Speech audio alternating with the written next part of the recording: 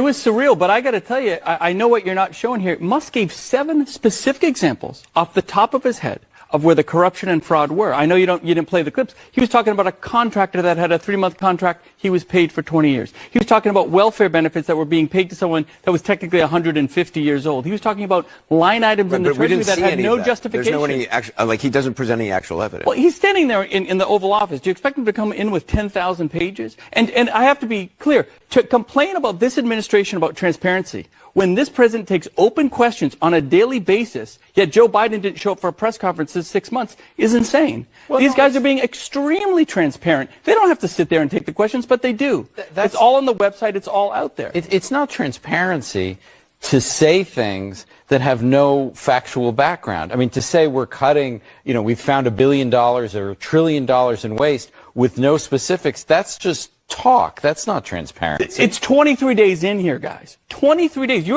were talking about 2.3 billion that was saved last year. These guys are saving 2.3 billion a day. Right, but it's incredible. That's what they're saying.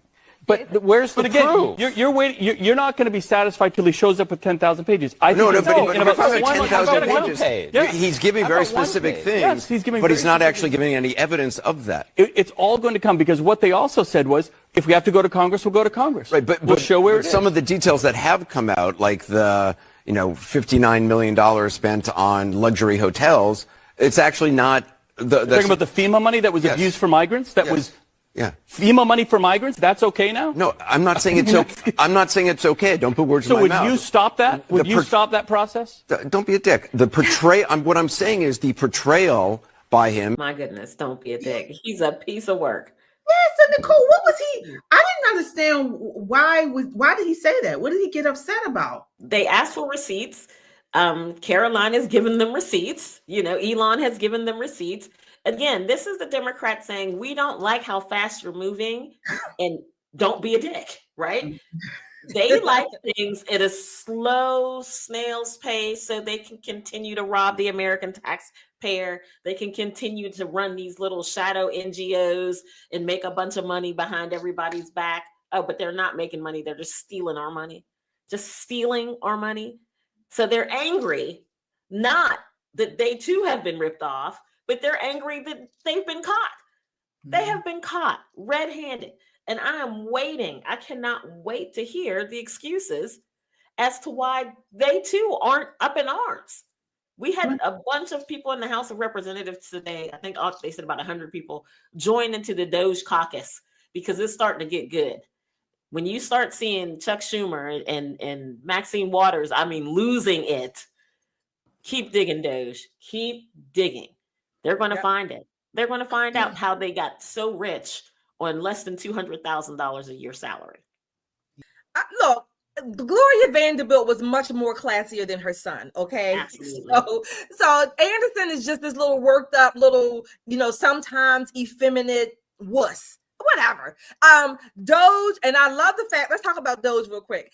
I love the fact that not only was Elon at the White House in the Oval Office with President Trump, he had little Doge there. Little Doge was just there, going around. It was really cute. But Elon, as eccentric as he may be, and this Doge, again, what I'm calling death of government expenditures or death of government expenses, I'm looking at this Doge website.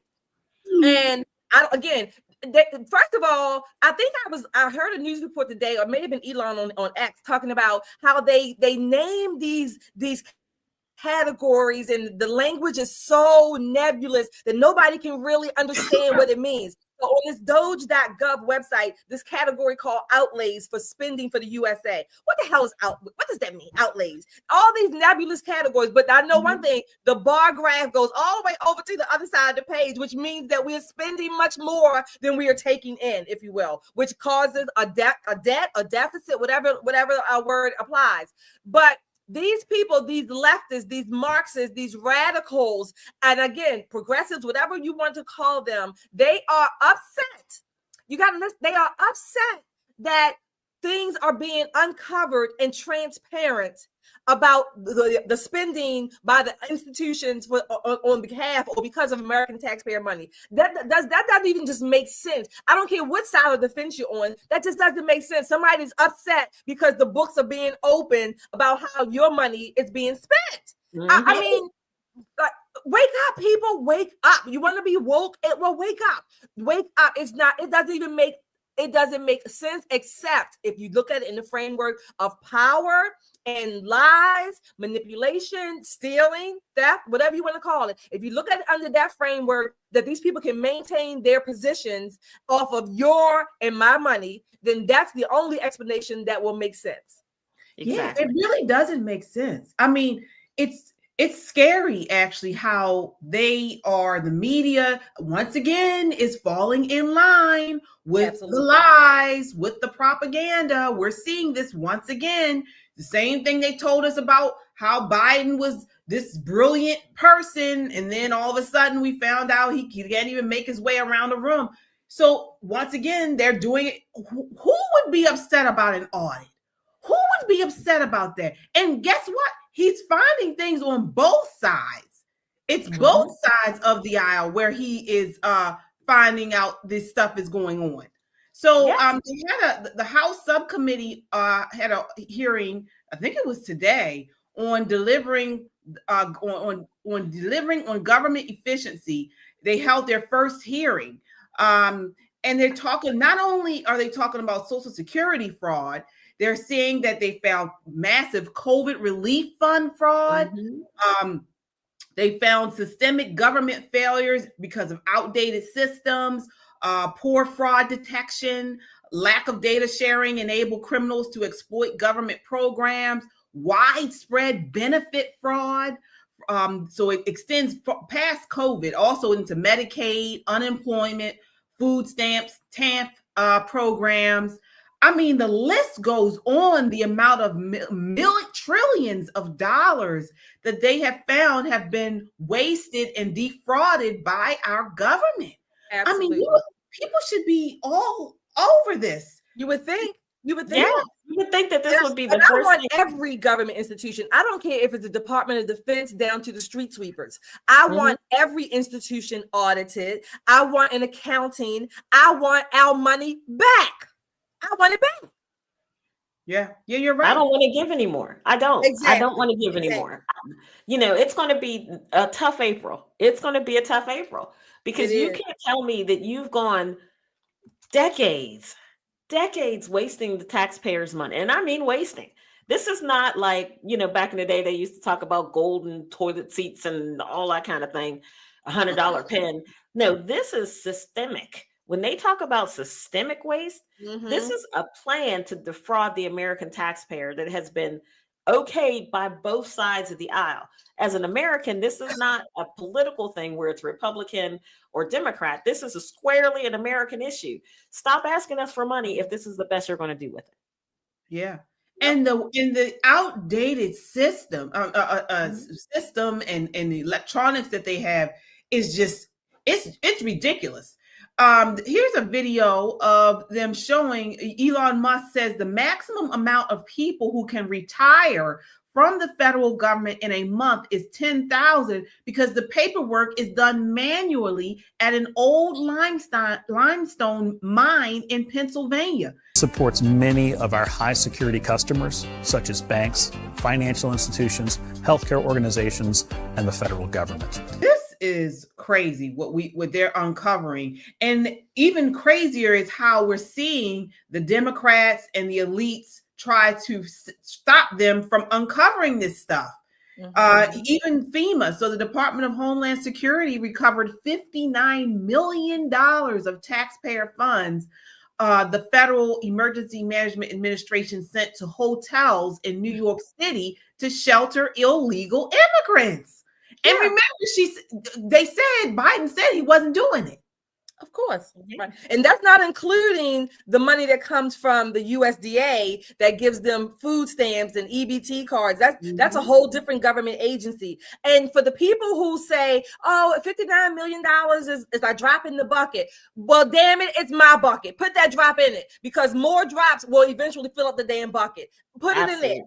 It's ridiculous. Every penny should be accounted for. Again, if we have to give an accounting every year of what we earn and how we spend our legally earned money to these jokers and institutions, then by golly, an every year audit needs to be done on every government institution. And they don't need as much as they think they do, as they think that they're entitled to. And we certainly don't need all these institutions that are getting our money, particularly in all kinds of means and ways that we would never even support. Agreed. I think there's a lot to be said for reducing the number of agencies that we have, combining them. Kristi Noem, our HHS secretary, says that she's taken back that $59 million from New York City to pay for those migrant hotels.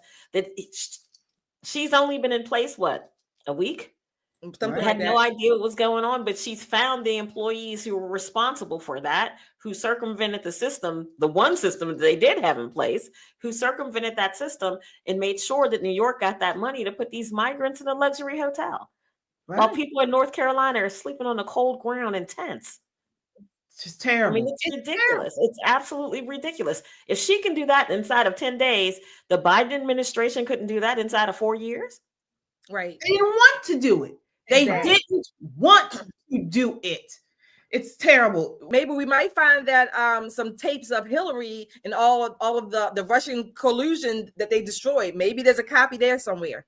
Oh, yeah. Well, speaking of Hillary, the next thing they talked about is investigating. I think one of you mentioned this, investigating all of these Congress people and these government workers who have these high net worths. Mm-hmm. So President Trump made the announcement yesterday where he said, following an executive order calling on federal agencies to work with Doge, he files a bombshell report that Samantha Power, she's the former head of the USAID, saw her net worth explode to $30 million, despite an annual salary under $250,000.